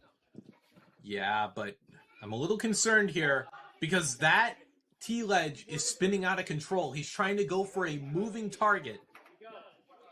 I think him touching it there might have stopped it the tiniest bit. Now he's trying to lock off, and the lock-off works! There he goes! Go on, Peter! Oh, come on, dig deep here. Don't fall now! Peter is through! Just like that! Easy stuff. No need for a retry when it seemed like he was going to need one. Now he's going to chalk up. Get ready for these sky hooks here. Great perseverance here. Peter, let's hope it withstands on the sky hooks. He doesn't have a lot of swing. Looks like he's just going to take the ring on a journey from point A to point B. Perfectly done. Going to take the former ring and put it into that swinging hold. Now here he moves. He's got a lot of support from his coach and the rest of the people there at Ninja U currently. So now he's on to 9 lives, where it looks like we have 9 different parts of the obstacle. It's a long one that uses up a lot of your grip, but Peter is showing no signs of stopping so far. Yep, up the spider flip board. Looking comfortable still. I can't imagine that being a very easy move. It's got to be taxing on the forearms especially. Here he moves. He's got the cat grab. Now can he go over to the ring? Okay. He's almost got it onto that second board, and now here he moves on to pool party. He's going to chalk up, but time is ticking. I don't know if a buzzer is still in question, but he's definitely going to try and make it. I think a buzzer is doable, but he cannot take a retry at this point. He's got to remain perfect, even with the extra retry in the bank. No! Smacking the pool noodle. And just as I say it, his final retry is gone, but he at least isn't going to lose too much time. Depending on how the rest of the field do, this might be in the top half of results here. So Peter's really going to have to try his best if he wants to hold on to one of those top 4 spots for the Premier Series finals at Ascend. Here he moves, trying his best to get a big enough swing. And unfortunately, that's going to be it for Peter on Pool Noodle there. Almost had it. It was very, very close, but his foot just touched out of bounds. Yeah, he cleared the pool noodle on that second attempt. He just couldn't get onto the bar. That was the issue. He bled a lot of time as well on the cliffs, but at the end of the day, he did beat the obstacle, which honestly is more important given the circumstances. Indeed. So we have 6 more people to run in the mature kids. We're going to have to see if David's or Peter's run even is going to have to stay properly at the top, because currently he's in second. All it takes is 3 more people who get a better result than him, and then his Premier Series finals dreams are over, essentially. But now we've got Benjamin Fleshman hoping to make it there. He's got a long way to go before that, but oh no, his hand touched out of bounds. So now he's going to have to redo the first obstacle here. This can be quite dire. He's got a height of 4'9" and a wingspan of 4'8". Let's see how it works. Let's see here. Benjamin. No! Took a tumble! That was a big slam onto that mat, but it works for him. I'm going to need to make up a bit of time here, knowing that he doesn't have a retry left. I mean, he has one, but not two. Yeah, not ideal, but Benjamin, this is not his first ninja competition. He can try to play the cards he's been dealt, and he's going to have to, you know? He was ranked first in the Central States Ninja League for the past, for the 2024 and 2025 season. He can do a 13.5-foot walked wall, and he is the youngest person to do a muscle-up at Flipside Ninja Park. So let's see if we can use all of that upper body strength, particularly on this next obstacle here, the Cliff Casino. It's caused problems for our competitors who have made it here. So let's see if Benjamin can be the first to get through it fully scot-free. He's a big fan of playing the piano. Maybe some of that finger coordination will come in handy here on the Cliff Casino. Can he get that jackpot? Ben. Ooh, yeah, that jump was as beautiful as an F major chord. It was brilliant. Here we go, Benjamin, moving on through to the sky hooks. Yep, Ben. Few skyhook jumps. It's crazy. It started out as an obstacle on the show that was so daunting, took out so many ninjas, and look here today, we have 10-year-olds taking it on. Genuinely, it's insane how far all of these kids are. Ooh, okay, Benjamin taking out the former ring of its hold, but now he's still holding it. Okay, there you go. So he's able to center himself a bit easier. He's got the dismount. He's got a minute and a half left as he comes on through to the cat grabs. So about halftime. However, this next obstacle is pretty slow. So I'm hoping that he can keep the throttle up if he's still got juice in the tank. Here he moves using all of that vertical strength. Here he goes. He's got just over a minute now. Yeah. Here he moves. He's going to try his best to reach out to that board, and he's got it. Can he get the ring in tow too? He's got it. 55 seconds left for the rest of this course. He's tight on time. He's going to chalk up as well. He just wants to get through pool party. Though he's honestly better than Peter's pace to this point. And if he can get through this, I think a buzzer is still within reason. He's on a trapeze, so his options are a bit more flowy, which isn't what he wants for a pool noodle. And unfortunately, he knocked the noodle out of play.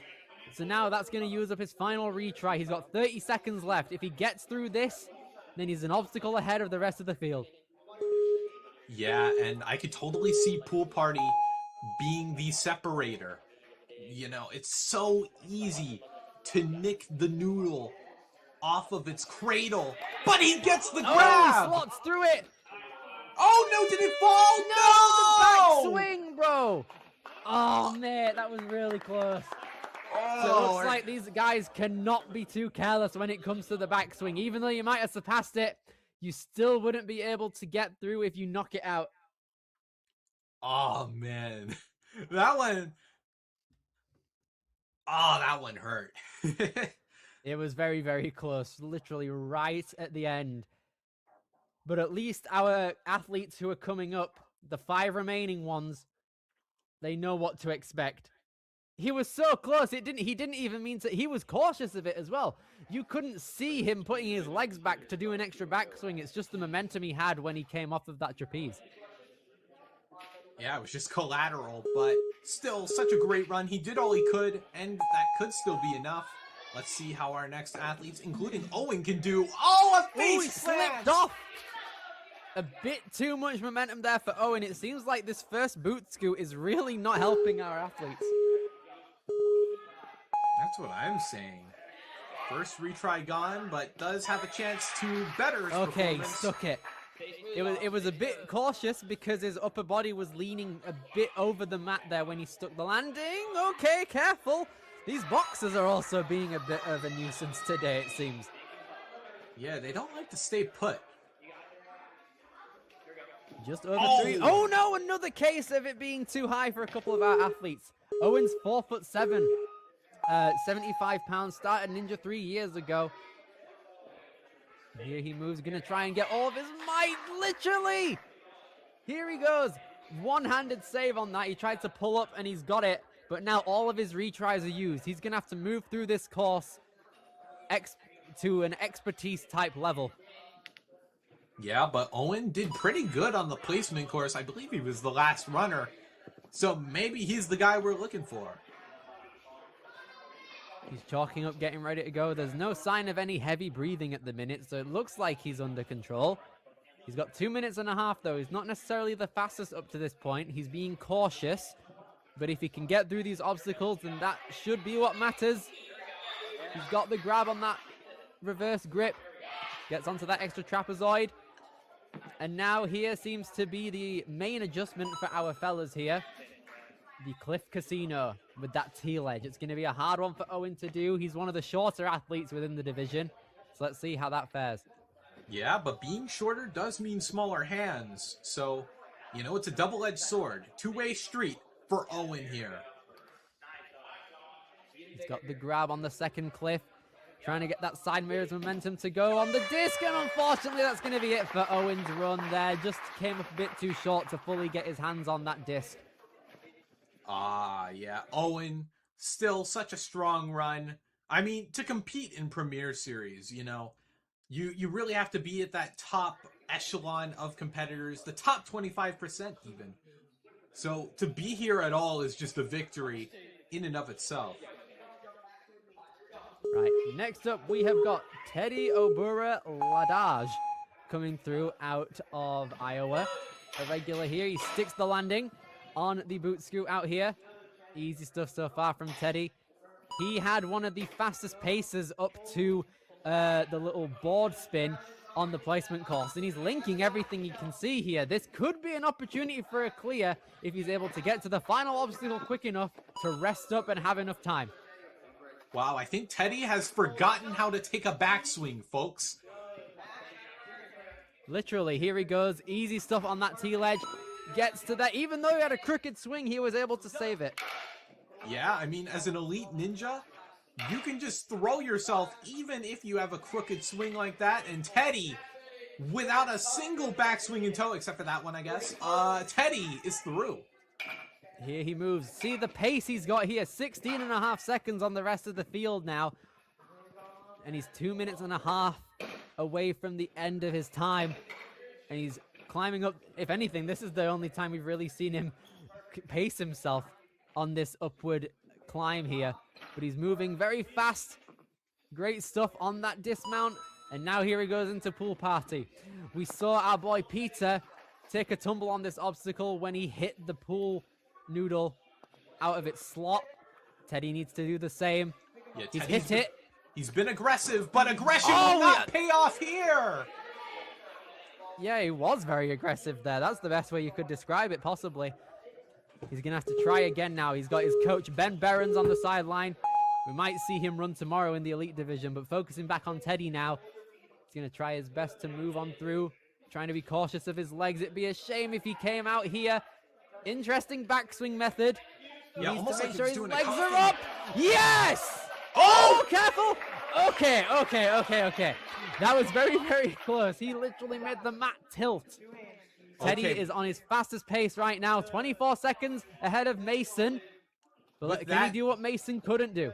Teddy is guaranteed a spot in the Premier Series finals, but now it's down to the wire. Can he make the grab onto the special delivery? That one-armed grab has been so deadly, but he falls off the hook!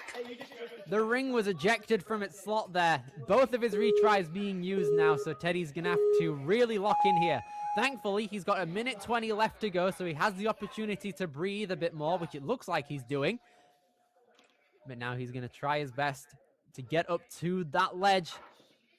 He's got the bogey. He kind of had a linking motion to it. He has the ring in play now. Just needs to be sure to not eject it from its slot.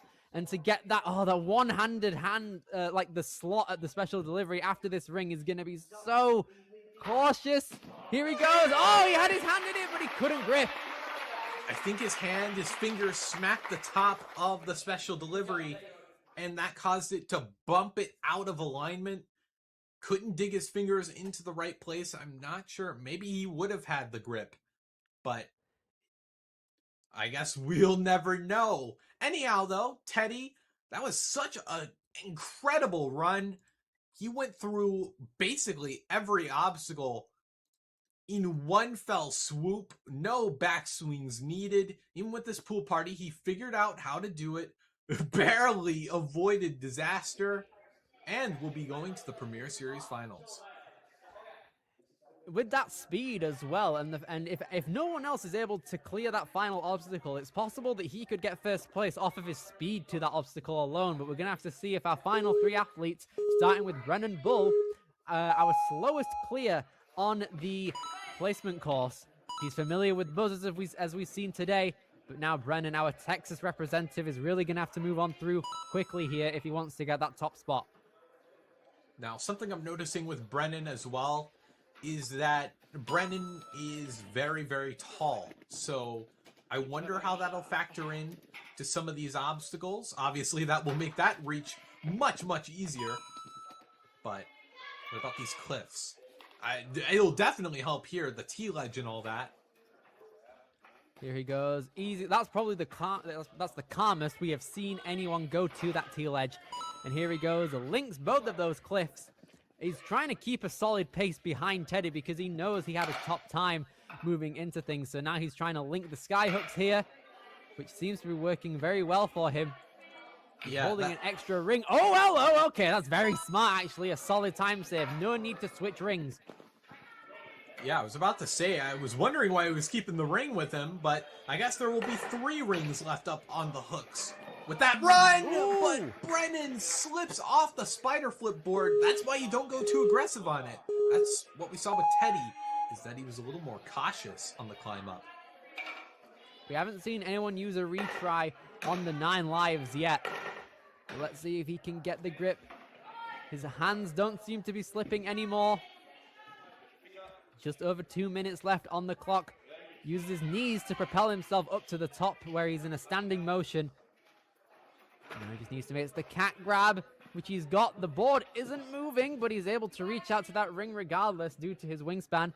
And now Brennan is now coming up to pool party. This has been a very scary obstacle throughout the course of this division.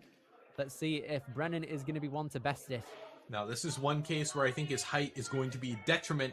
Look at that pool noodle. It does him no favors.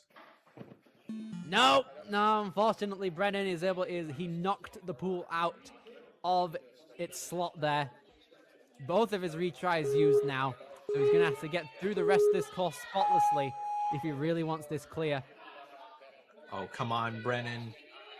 He's got to find some distance between him and this pool noodle. But he nicks it out of the spot. His kicker leg really wasn't able to keep it in play there. So unfortunately, the pool was ejected and his run was over. But still, incredible stuff there from our boy Brennan. We're going to have to see if the rest of the athletes here, our 2 fastest clears on the placement courses, are able to take through here. Yeah, he's in 3rd, so he's not safe yet.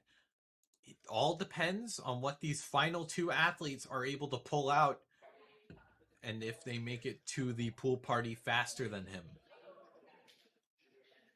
Beckett Roberts is going to be our penultimate athlete here for the mature kids males out here.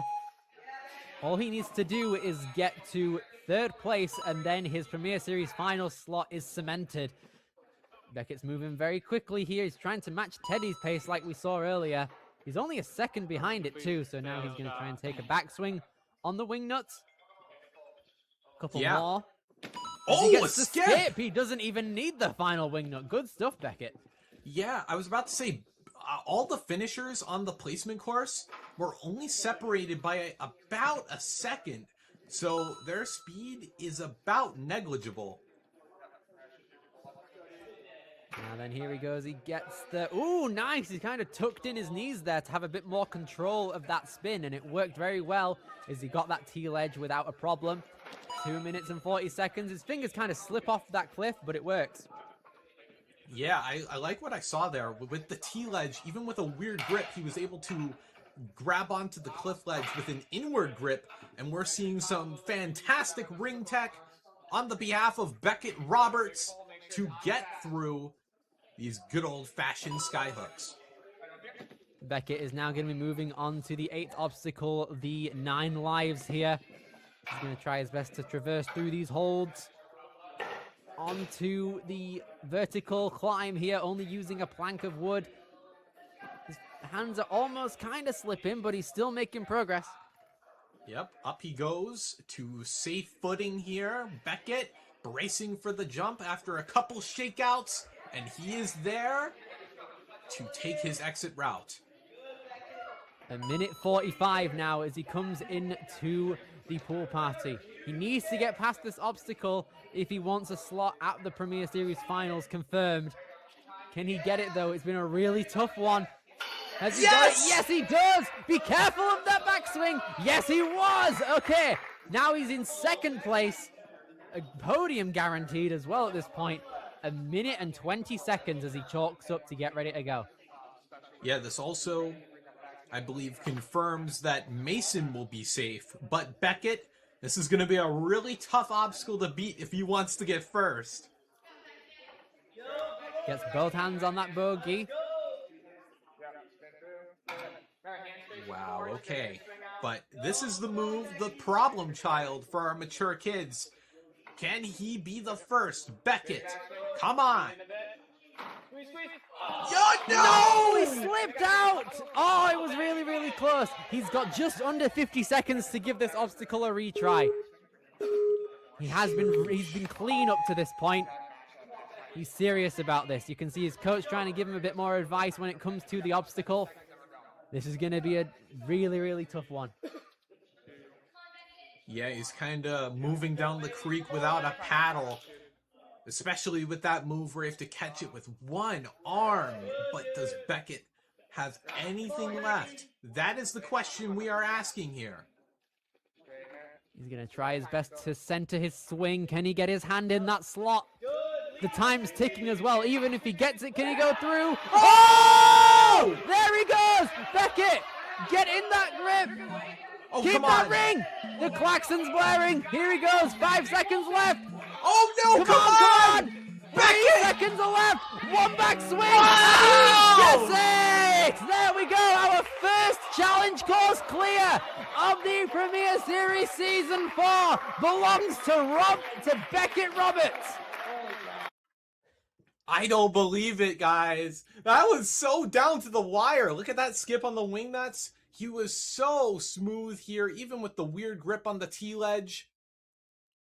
No wasted moves, no wasted retries. He only took one on the final obstacle, and he did what no one else could. His fingers kept their grip. He had to regrip with one hand, which was scary, and with less than a second, Beckett's done it. That entire final skyhook maneuver part was terrifying. There were so many moving parts to it, including your own arms and the dangling rings too.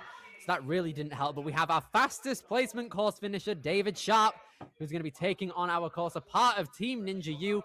Let's see if he can also get one of our clears and possibly get first place. That would be super exciting if we could have not one, but two. And David trying to cut corners here, skipping the Bosu ball. This is a lightning quick start to his run.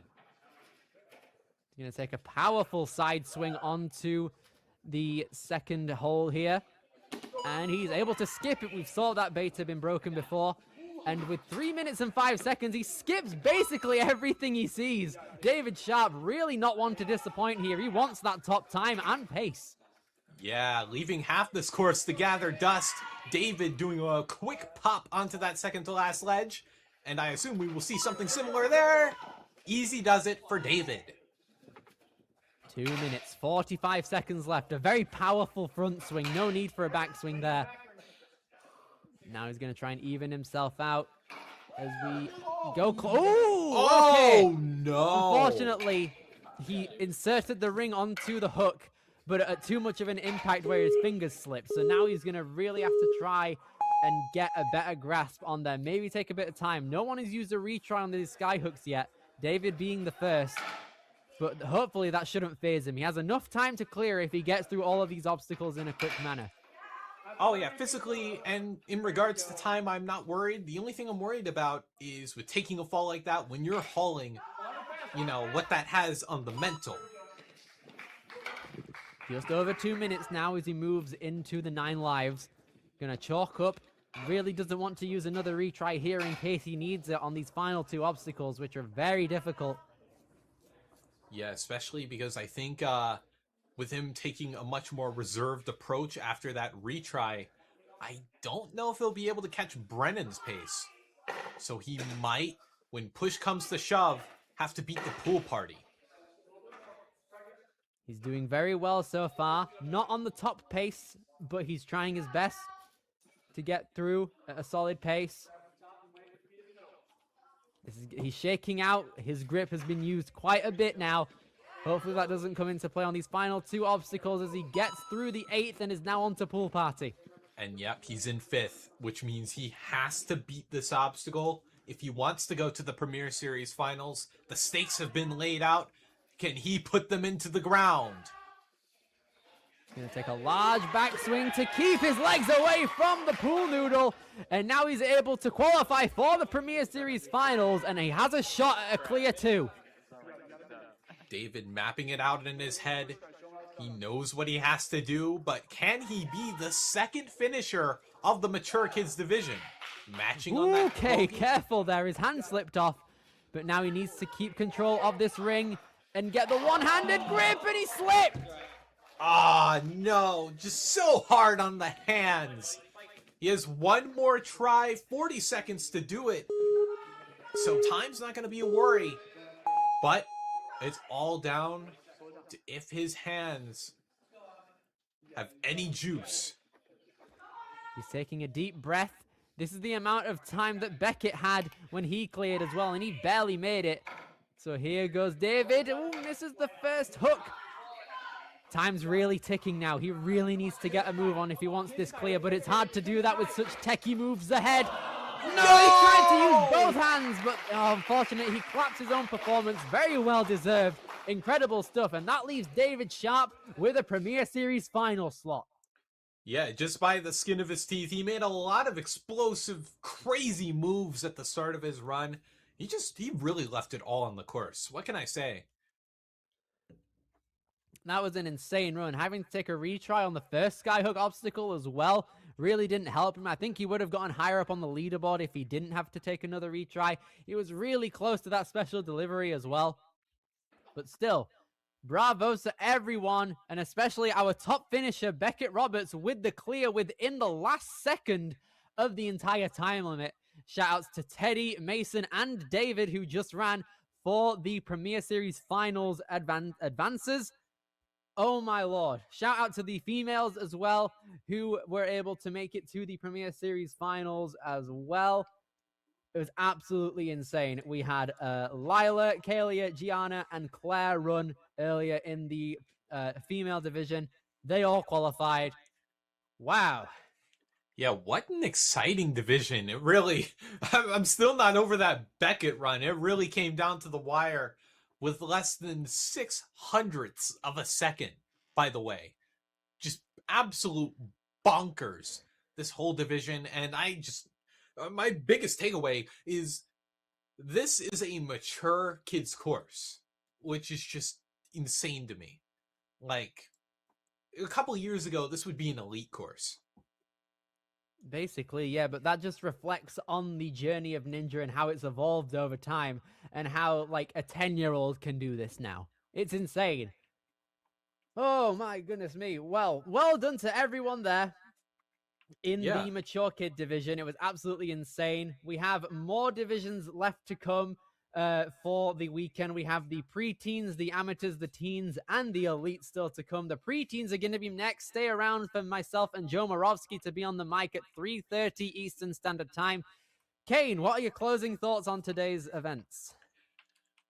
I'm just excited to be back in the swing of things with Premier Series. We're just getting started. This is just the beginning, which I could not be more overjoyed about. And I hope that every division after this one can be just as exciting, if not more. So, yeah. It's a very exciting time for sure. And with all that being said from Billy Dixon and Kane Mauldin, we will see you guys later for some more Ninja action at Ninja U.